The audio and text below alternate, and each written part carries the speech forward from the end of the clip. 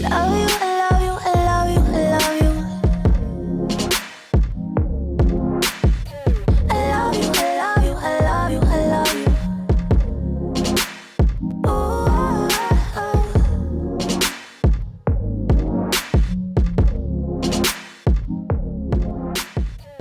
Okay guys, now you do not want to miss this interview. This is probably going to be the most unique, magical interview I've ever had. All my camera crew were fighting to be on this shoot. Now I want you to meet Fatema.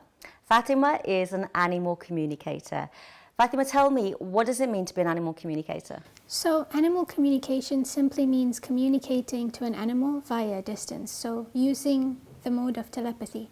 Telepathy usually means, so tele comes from the Greek word distance, and pathy means feeling. And put together, it just literally means distance feeling. So I'm actually receiving information via feeling. So it's a heart-to-heart and a mind-to-mind connection that I establish with the animal. And once I gain their energy, their unique signature frequency, I log into that and then just communicate with them. Like, we all have different voices and different tones.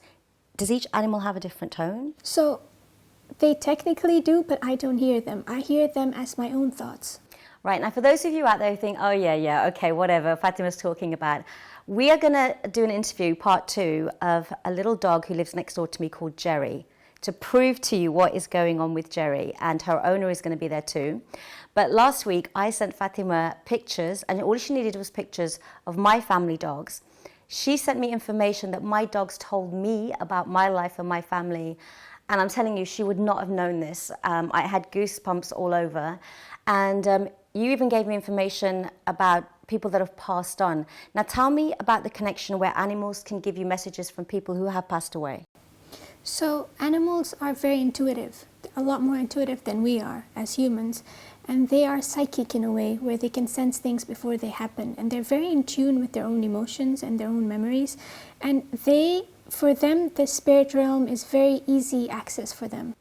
You told me as well that animals have a lot of information and messages for humans. Tell me some of the information that you've gathered that they think about us as human beings. The first thing is that humans are very dense. And by dense, I don't mean dumb, I mean energetically dense, where they vibrate on a much higher frequency than we do as humans. And they just generally want us to be more aware of how things are, of our surroundings, and to be more present in our environment.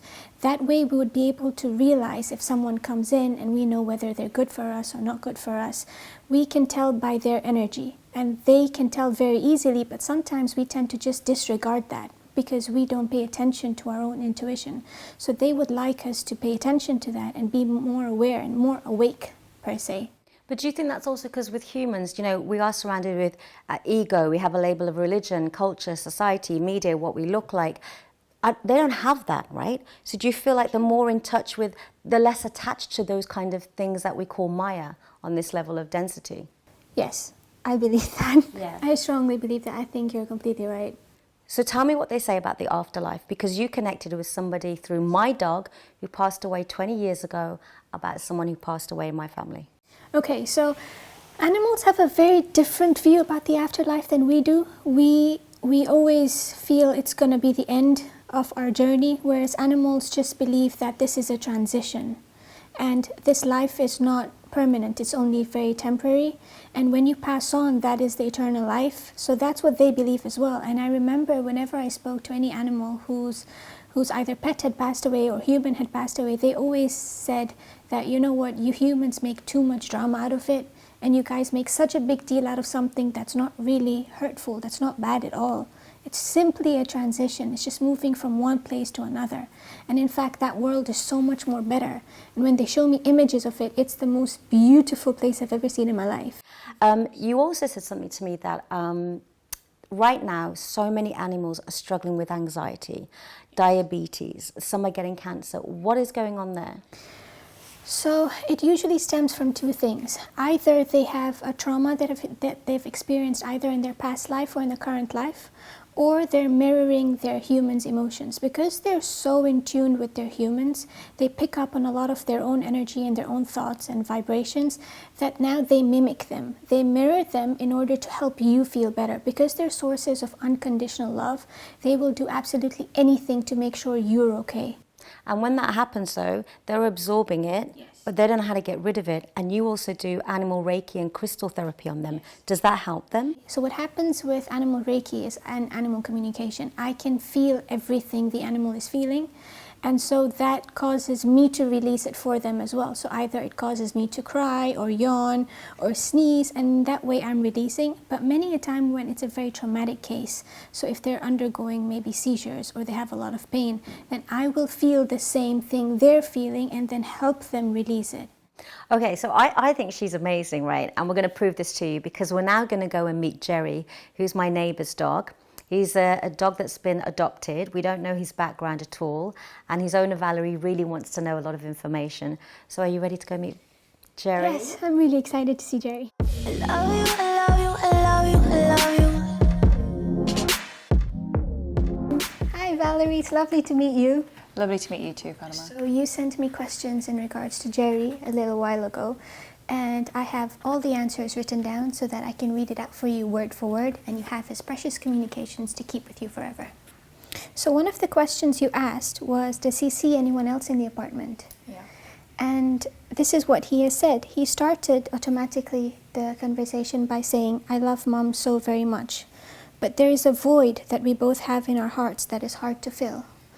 Mine is slowly filling by Mom's love, but for her, the pain is harder to deal with than most.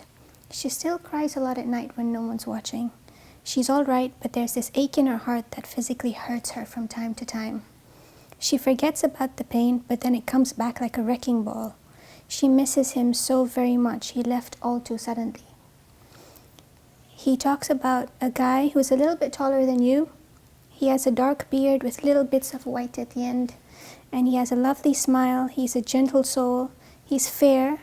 And he's wearing a white shirt with a grey sort of waistcoat. Do you know who that might be? Yeah, so so my partner Ryan, he passed away about 1.5 years ago, very suddenly. So sorry. Yeah. So you've explained actually how he looks like. Has a beard and a lovely smile, lovely eyes, and yeah, he's taller than me. It's spot on.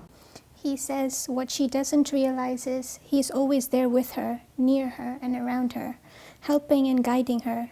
He was there when she was crying her eyes out in pain. She was in anguish when he left. He left too young and too suddenly. Do you know what that means? Yeah, it's a week after his 40th birthday. He was involved in a motorbike accident. So yeah, it was very, very sudden. Your fiancé Ryan wants you to know that he loves her so very much and that he's very sorry that he had to leave so early, especially after promising her that they would always be together. He shows me then him kissing your hand here whilst he says that. Is that something he would do? Yeah. And then he says, fly high, babe. I don't know if that means anything to you, but this is what he said, his words exactly. And then when I ask him why he says fly high, babe, he shows me a reference to some cabin where there are flights around, but you're in a management position. Yeah, I'm a flight attendant. I have a supervisor position. Now this is very interesting. This was actually very beautiful to hear. He said, I promised Dad, so Ryan, that I would take care of her after he left. I promised his soul, and I'll be fulfilling that duty until the day I no longer can. The only thing I would like from her is for her to tell me when she's leaving and how long she's leaving for. Even if she's just running outside to the grocery or to the neighbors, please ask her to just keep me informed of when she's coming back so I'm not worried. Losing one parent, I'm always worried about losing her as well. I'm her shoulder to cry on. I am what reminds her of him, and I'm the last remaining living essence of him, and I will love her to infinity and beyond. Ooh.